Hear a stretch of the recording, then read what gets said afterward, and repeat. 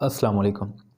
आज की इस वीडियो के अंदर हम डिस्कस करेंगे कि सब कंजक्टिवल हैमरेज क्या होता है। सब कंजक्टिवल हैमरेज जो है, ये जो लफ्ज़ है ये ख़ुद ब खुद ही अपनी तारीफ़ आप बता रहा है कि ये होता क्या है। हमारी आँख के ऊपर जो आपको ये सफ़ेद झिल्ली नज़र आ रही है, सफ़ेद जो हिस्सा है इसके ऊपर एक शफ़ाफ़ सी झिल्ली होती है जिसको हम कंजक्टिवा कहते हैं। तो सब कंजक्टिवल का मतलब होता है कंजक्टिवा के नीचे। और हैमरेज जो होती है वो अगर कोई ब्लड वेसल होती है या खून की जो नाली होती है वो रप्चर हो जाए या वो फट जाए तो उससे जो ब्लड निकलता है उस चीज़ को हम हैमरेज कहते हैं।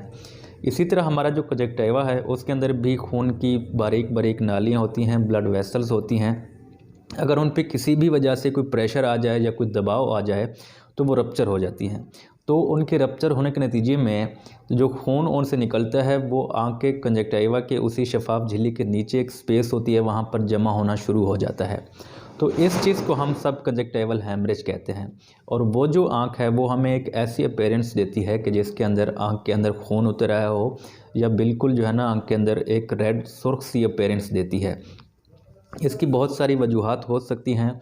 ये एक आँख में भी हो सकता है, ये दोनों आँखों में भी हो सकता है, और ये एक आँख के अंदर किसी एक पार्ट के अंदर बहुत छोटी, एक बिल्कुल मटर के दाने की तरह या एक छोटे से दाने की तरह का भी हो सकता है, या फिर ये पूरी आँख के अंदर भी होता है, या इसको हम कहते हैं अगर ये किसी एक पार्ट के अंदर बिल्कुल छोटे से हिस्से के अंदर है तो हम इसको कहते हैं सेक्टोरियल, कि किसी एक सेक्टर के अंदर है।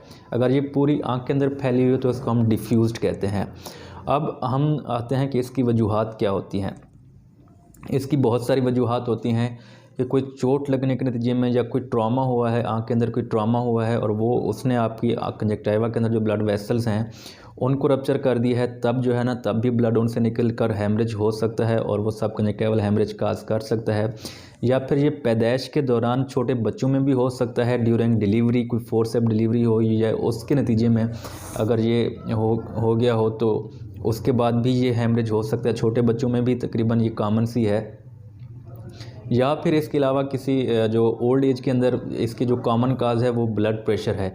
जब ब्लड प्रेशर ज़्यादा होता है, ब्लड प्रेशर बढ़ने के नतीजे में खून की नाली फट सकती है, रप्चर हो सकती है, क्योंकि बारीक बारीक से नाली होती हैं, तो उसकी वजह से हैमरेज हो सकता है। या फिर ये होता है कि कोई स्ट्रेनिंग हम कहते हैं उन चीज़ों को जिसके नीचे में बहुत ज़्यादा ज़ोर लगाना पड़ रहा होता है इंसान को, या कोई एक ऐसी कोई एक्टिविटी करते हैं जिसके अंदर ज़ोर लगाना, कोई बोझ उठाते हैं, कोई वज़न उठाते हैं, वज़न उठाने के नतीजे में ये हो सकता है। या फिर किसी को कोई बड़ी खांसी हो, खांसी के बाद छोटे बच्चों में भी हो सकता है, खांसी के नतीजे में ये खून की छोटी छोटी नालियाँ रप्चर हो सकती हैं, उसकी वजह से हैमरेज हो सकता है। या फिर किसी को कब्ज़ की शिकायत हो तो उसके नतीजे में भी हो सकता है। या फिर बाज़ औक़ात जो बड़े एज वाले जो कार्डिक पेशेंट्स होते हैं वो करते हैं ब्लड थिनर्स यूज़ करते हैं, जो खून को पतला करने के लिए दवाएं इस्तेमाल करते हैं, एस्प्रिन वगैरह या डिस्प्रिन होगी, तो उसके नतीजे में भी ये हो सकता है कि ब्लड जो है वो नालियों से बाहर आ जाता है, तो वो सब कंजक्टिवा में जमा हो जाता है, जिसकी वजह से सब कंजक्टिवल हैमरेज हो सकता है।